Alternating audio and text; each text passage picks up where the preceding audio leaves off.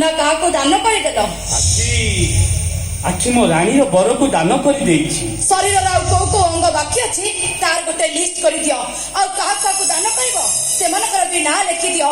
କେମିତିକା ମଣିଷ ତମେ? ଭାଇ ମାଗିଲା ପ୍ରେମିକାକୁ ଦାନ କରିଦେଲ, ଭଉଣୀ ମାଗିଲା ଆଖି ଦିଟା ଦାନ କରିଦେଲ, ଆଉ ଶରୀରର ହାଡ଼ ମାଂସ ଗୁରା ବି ଦେଇଦିଅ। କାହିଁକି କାହିଁକି ଏତେ ଦାନି କରି ଦେଖେଇ ହେଉଛ?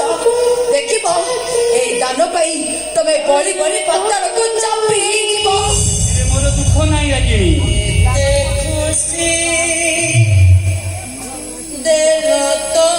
କେବଳ ଏତିକି, ମରିବା ପୂର୍ବରୁ ମୁଁ ତମକୁ କିଛି ଦେଇପାରିଲିନି, ତମେ କିଛି ମାଗନ୍ତନି।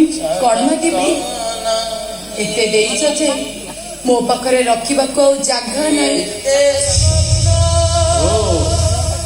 କିଛି ଦେଇନି ବୋଲି ତମେ ଅଭିମାନ କରିଛ ନା? କିଏ କହିଲା ମୁଁ ଅଭିମାନ କରିଛି?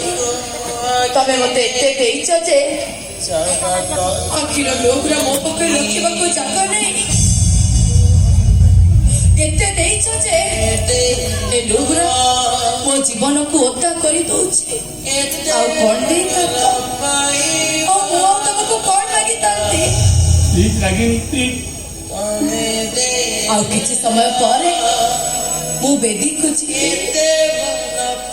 ଅମୋନିଆକୁ ସାକ୍ଷୀ ରଖି ମୁଁ ରାଜକୁ ବାହା ହେବି। ଯୋଉ ଜାଗାରେ ତମେ ବସିଥାନ୍ତ ସେଇ ଜାଗାରେ ରାଜ ବସିବ। ତମର କଣ ହିର୍ଷା ହବନି? କାହିଁକି ଇଚ୍ଛା ହବ?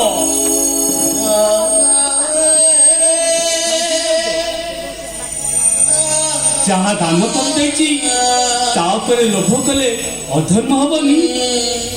ତାହେଲେ ଠିକ ଅଛି। ମୋର ଆଉ ତମ ଉପରେ ଲୋଭ ନାହିଁ ରାଗିଣୀ। ମୋର ଲୋଭ କେବଳ ତମ ବାହାଘରରେ ମୁଁ ଭୋଜି ଖାଇବି। ତମେ ଯାଅ, ମୁଁ ତମ ବାହାଘରରେ ଭୋଜି ଖାଇ ତମକୁ ନିଶ୍ଚୟ ଦେଖା କରିବି। ଯାଅ ତମେ। ଠିକ ଅଛି, ମୁଁ ଏଠୁ ଚାଲି ଯାଉଛି,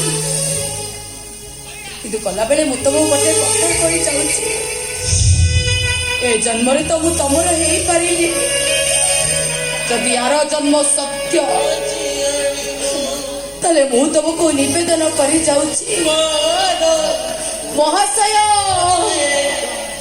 ନିବେଦନର କାରଣ ଏହା ଯେ ଆର ଜନ୍ମରେ ମୁଁ ଯେମିତି ତମର ସ୍ତ୍ରୀ ଭାବରେ ଜନ୍ମ ତମେ ଦେଲ ଏତେ ଭଲ ପାଇବା, ତମେ ଦେଲ ଏତେ ଭଲ ପାଇବା, ରଖିବାକୁ ମୋ ପାଖରେ ଜାଗା ନାହିଁ।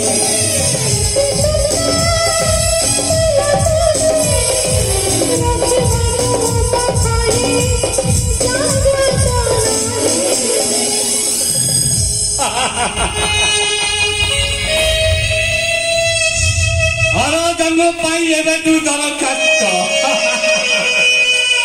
ଆରେ କିଏ କୋଉଠି ଅଛ? ମତେ ଟିକେ ଡାଇନିଂ ହଲକୁ ନେଇ ଚାଲ। ମୁଁ ସେଠି ମୋ ରାଗିଣୀ ବାହାଘରରେ ଭୋଜି ଖାଇ